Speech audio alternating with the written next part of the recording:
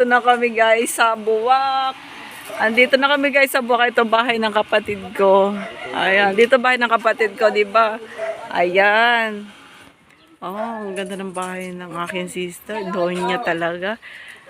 Then, ito yung tindahan. Oy, anong tinda mo? Oh, ayan. Ito. Oo. Ito si Eloy. Hi. Anong tinda mo? Ito may tindahan sila, guys. Wow, ang laki naman. Tama lang po, Chang. Ay, ayan nyo, di ba? Kumusta? Okay lang po. O, di ba? Ang gwapo natin na. Marunong ka magbenta? O, di ba? Okay naman po, pangminsan po okay naman po. Ang gwapo natin ngayon ah. Kung ano po, Mukhang, parang ano naman, parang tumataba tayo. tama lang po. Siguro kinakain mo siguro yung mga paninda mo. Pagminsan po, nagabayad po ako po eh.